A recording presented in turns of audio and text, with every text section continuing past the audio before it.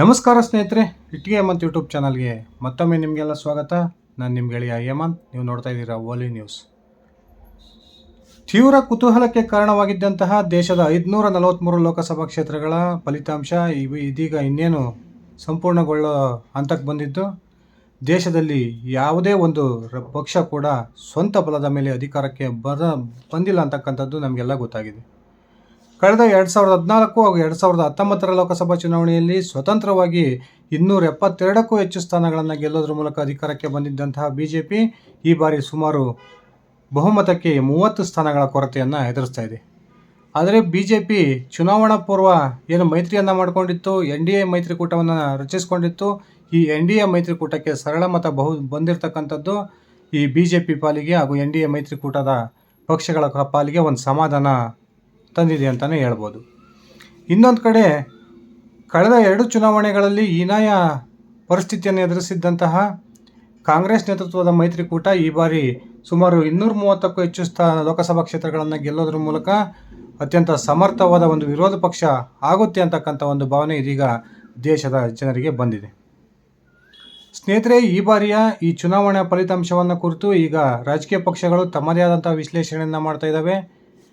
ಈ NDA ವಿರೋಧಿಗಳು ದೇಶದ ಜನ ನರೇಂದ್ರ ಮೋದಿ ಅವರನ್ನು ತಿರಸ್ಕರಿಸಿದ್ದಾರೆ ಅಂತಕ್ಕಂಥ ಮಾತನ್ನು ಹೇಳಿದರೆ, NDA ಮೈತ್ರಿಕೂಟದ ಬೆಂಬಲಿಗರು ಹಾಗೂ ನಾಯಕರು ಈ ಮತ್ತೊಮ್ಮೆ ದೇಶದಲ್ಲಿ 3ನೇ ಬಾರಿ ದೇಶದ ಪ್ರಧಾನಿಯಾಗಿ ನರೇಂದ್ರ ಮೋದಿ ಅವರನ್ನು ನೋಡೋದಕ್ಕೆ ಜನ ಬಯಸಿದ್ದಾರೆ ಅಂತಕ್ಕಂಥ ಮಾತನ್ನು ಹೇಳಿದ್ದಾರೆ.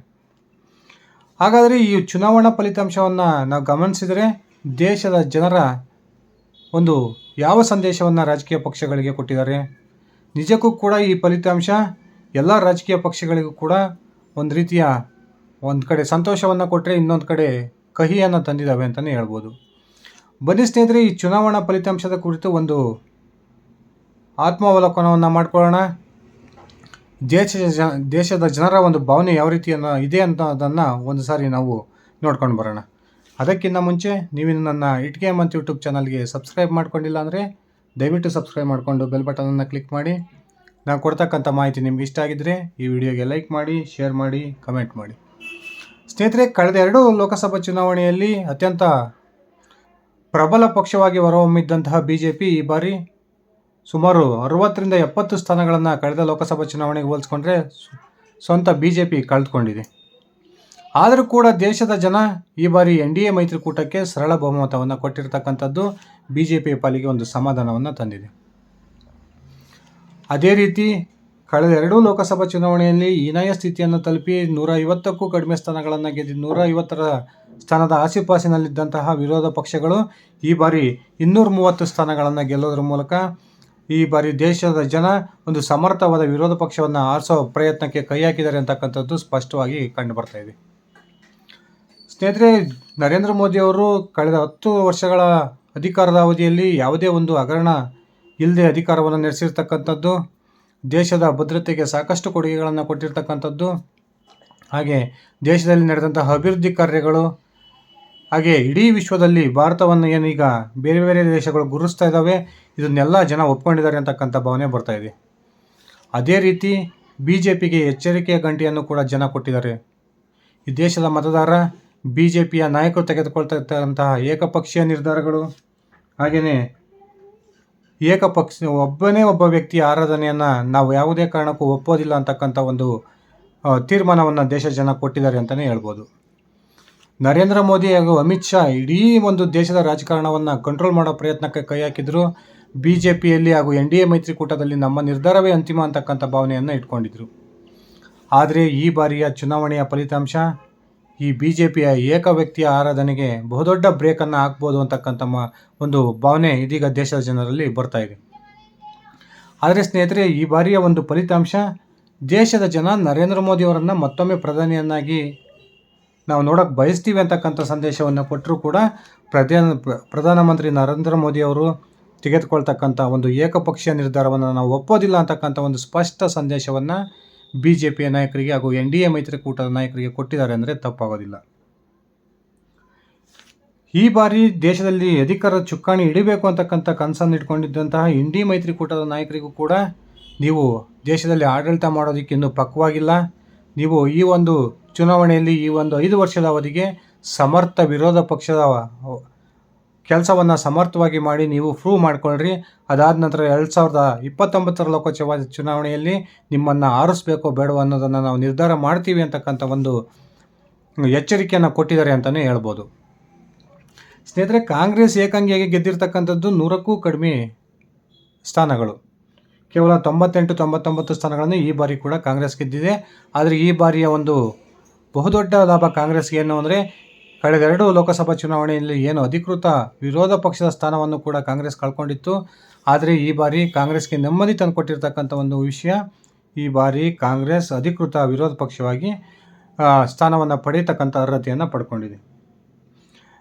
NDA ಮೈತ್ರಿಕೂಟಕ್ಕೂ ಹಾಗೂ ಇಂಡಿ ಮೈತ್ರಿಕೂಟಕ್ಕೂ ವ್ಯತ್ಯಾಸವನ್ನು ಗಮನಿಸಿದರೆ, NDA ಮೈತ್ರಿಕೂಟದಲ್ಲಿ ಬಹುದೊಡ್ಡ ಪಕ್ಷವಾಗಿ BJP ಹೊರಹೊಮ್ಮಿದರೆ, ಇಂಡಿ ಮೈತ್ರಿಕೂಟದಲ್ಲಿ ಕಾಂಗ್ರೆಸ್ಗಿಂತ ಹೆಚ್ಚಿನ ಸ್ಥಾನವನ್ನು ಅದರ ಮಿತ್ರ ಪಕ್ಷಗಳು ಗೆದ್ದಿದ್ದಾವೆ ಅಂತಕ್ಕಂಥದ್ದು ಬಹುದೊಡ್ಡ ಒಂದು ಆಶ್ಚರ್ಯಕ್ಕೆ ಕಾರಣವಾಗಿದೆ.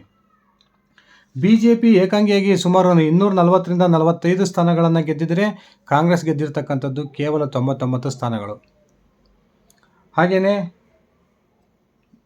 ಸ್ನೇಹಿತರೆ, ಈ ಬಾರಿ NDA ಮೈತ್ರಿಕೂಟಕ್ಕೆ ಬಹುದೊಡ್ಡ ಹೊಡೆತ ಬಿದ್ದಿರ್ತಕ್ಕಂಥದ್ದು ಇತ್ತೀಚೆಗೆ ತಾನು ಏನು ಉತ್ತರ ಪ್ರದೇಶದಲ್ಲಿ ರಾಮ ಮಂದಿರದ ಉದ್ಘಾಟನೆ ಆಯಿತು.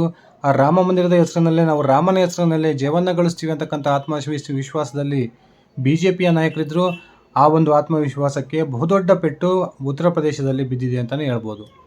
ಅಲ್ಲಿ NDA ಮೈತ್ರಿಕೂಟಗಳು ಪಡೆದಿರ್ತಕ್ಕಂಥ ಸ್ಥಾನಕ್ಕಿಂತ ಇಂಡಿ ಮೈತ್ರಿಕೂಟಗಳು ಕೂಟದ ಪಕ್ಷಗಳು ಪಡೆದಿರ್ತಕ್ಕಂಥ ಸ್ಥಾನಗಳು ಹೆಚ್ಚು.